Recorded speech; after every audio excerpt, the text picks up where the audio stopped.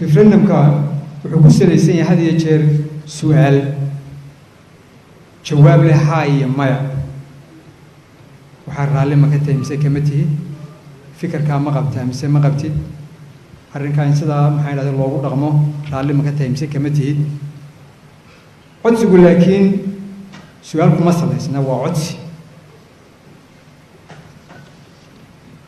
codsiga dadku ay soo saxeexeen waa ka halkan ku yaalla waxaa ku qoran annaka oo ah dadka hoos ku saxeexan waxaanu halkan ku taageeraynaa aqoonsiga jamhuuriyadda Soomaaliland waa codsi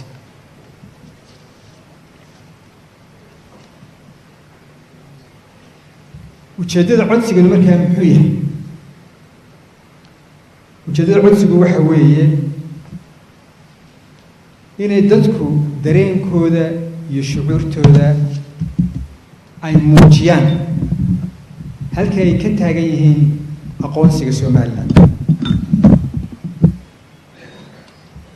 waa fariin reer Soomaaliland oo caalamka u diraayo oo ku leeyahay aqoonsiga iyo ictiraafka iyo go'aansitaanka Soomaaliland ma aha wax in yaro siyaasiyiin ay wadato waa qadiyad qaran ujeedada saddexaad waxa weeye iyada laftigeedu in dadka reer Soomaaliland fariin u diraan dowladda Soomaaliya iyo Soomaaliya fariintaas oo ah Somaliland sooma socoto kala gooynu waa rasmi xubinnu doonayno noqono laba wadan oo walaala oo ku jaaray geeska Afrika sida wadamada kale marka qaarkood waxa la isweydiiyay anana la weydiiyay haddii dadku sida raali uga yihiin ictiraafka iyo go'aansitaanka Somaliland 25 sano hawsha ay ku jirtay sidii la inoo ictiraafi lahaa maxaa weli la inoo ictiraafi lahaa وسؤال مش كوجرت سؤال شيء جواب جد واحد نقنص وحولت شراء فهم الآن عالم ككشرة قضية الصومال واحد مدونين دول فينا نفهم عالم فينا نفهم سنة بيننا نفهم سنين هنا الصومال أنا هيد وطن شراء وحرة ويدن عندنا أنا خاص بينن وطن كله أي واحد هي شيء نسكت درسدين يمكن كان إسكي ونو Somaliland maaha gobol wadanka go'aya gobol iyo dawlad wadan kale ka tirsanna maaha kaas waxa kaloo sababaha kamid ah caalamka laftiisu inaanu fahansanayn halka dadka reer Somaliland ay ka taagan yihiin qadiyada go'aansitaanka mararka qaarkood la yiraahdaa in yaro siyaasiyiin ayuunbaa ku danaysanayso wadata ma waxa uu marxatiya codsiga maanta halkan aynu ku hayno ee 1 milyan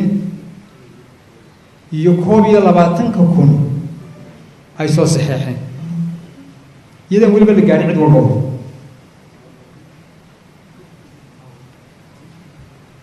arrinkaasna jira waxa weeye هذه يجر عالمكم ودق تاجا ودق نقول ياه ماشي مشكلة دي كترت ما دام السومال لا يمكن مشكلة كترت أنا يجري وود الدقة وحسلون والدولة النظام الديمقراطية له تدخل وانا جاي تبضن ما كانوا وما دق نقول وانا جينا كم إذا سببها ولي أين نهرين اعتراف لكن وانا جينا أوبابين ماينو سي أينو دكتي ينده عالم كاينو هلو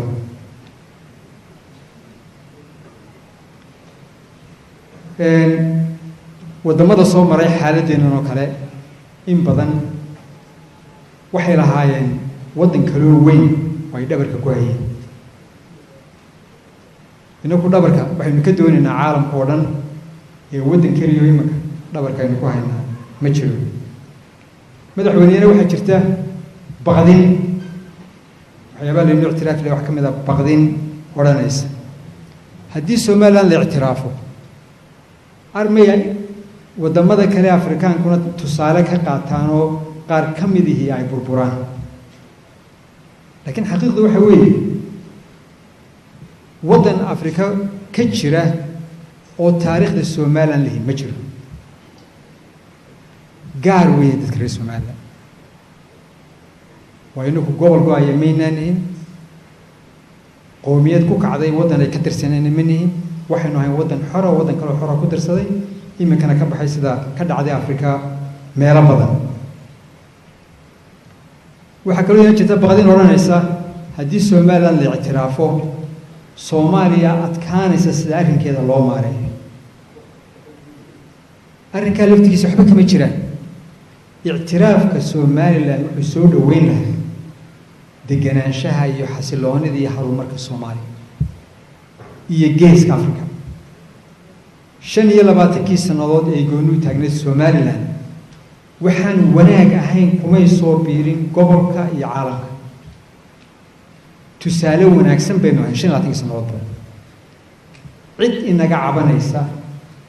iyo case maxkamad la geeyo oo laga cabanayo somaliland laynoo haystaa ma jiro haddii layna ictiraafsana wanaaggeenu intaa uu ka sii badnaan lahaa saameyntiisuna intaa waa ka sii badnaan lahay waxaa ina jira waddamo fara badan oo inala jecel in layna ictiraafo laakiin mararka qaarkood ka baqaaya maxaa lagu odhan doonaa isticmaalkii baad soo celisay baa lagu odhan doonaa waddan xoog weyn oo maxaa idhahdaa khasab wax ku burburinaya lagu odhan doonaa baqdintaa laftigeedu way jirtaa laakiin runtii mid salle maaha hadduu waddan taageero wax xaqa waxaan wanaag ahayn oo laga odhanaya amba uga imanaya ma jiro waxaa kaloo madaxweyneena jirta oo xaqiiqa innaka laftigeenu haddaynu somaliland nahay aqoonsiga iyo ictiraafka maynaan maalgashan ictiraafku waa shay qaali waxaynu u baahanyahay madaxweyne inaynu maalgashano mudnaantuu leeyahay aynu siino waa inaynu u huro waa maalgashi wanaagsan oo waxa laga helayaa laga dheefayaana ay aada u sarreyso maxaa markaa inala habboon waxaynala habboon inagoo ka shidaal qaadanayna codsigan maanta halkan aynu ku daafurayno in caalamka meel kastoo aynu ka joognaba codsigaa codsi la mid ah qurba jooggeena iyo saaxiibadeena ay ka sameeyeen waxaynu u baahanay inaynu abuuro sanduuqa ictiraafka sanduuqa ictiraafka waynu samaysanaa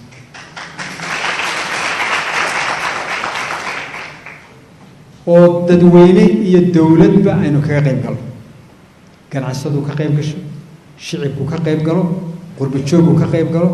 daljoogku ka qayb galo ayaynu u baahanay waxaynu madaxweyne u baahannahay miisaaniyadda laftigeeda ugu yaraan 5% ilaa 10% in loo qoondeeyo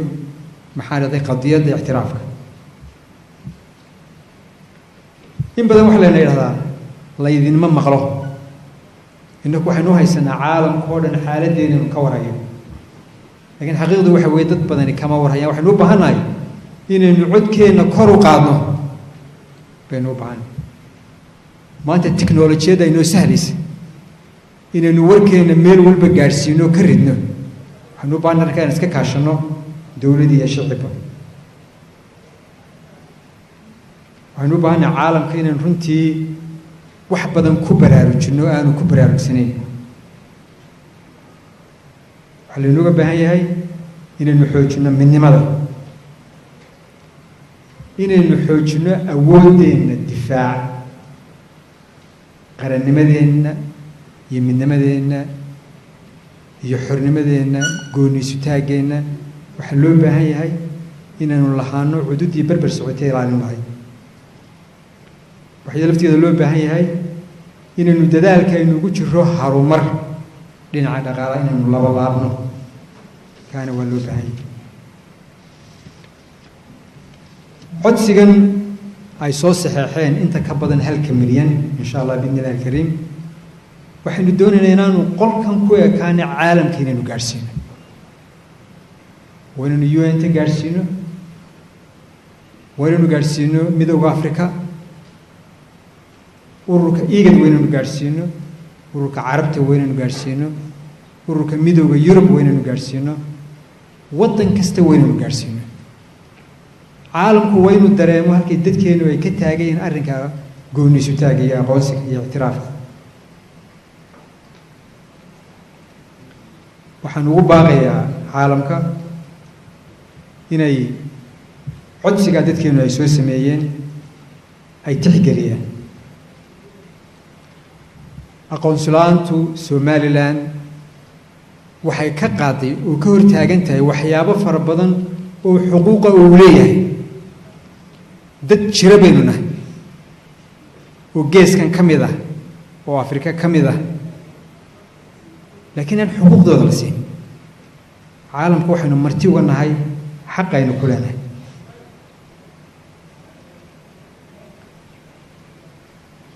waxaynu caalamka uga digaynaa inay dhabarkii inoo sii jeediyaan waxaynu ka doonaynaa inay inoo soo jeestaan oo ay xaq u soo jeestaan waxaa laga yaabaa dadka qaran is weydiiyaan maxaa lagu caddaynayaa in 1 milyan iyo 21,000 ay codsi dhiibeen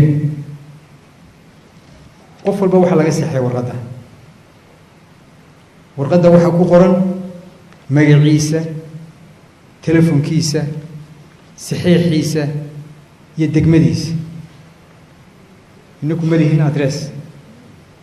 habka caalamka loo qaado codsiga amba petitionka amba xitaa aftida ayaynu buuxinay shuruudda waa buuxin waxaan doonaynaa markaa natiijadana inaynu caalamka gaarsiino inteena halkan fadhidaa gaarsiiso inta naga maqanna gaarsiiso aad baa u mahadsantihiin asalaamu calaykum waraxmatullaahi wabarakaatuh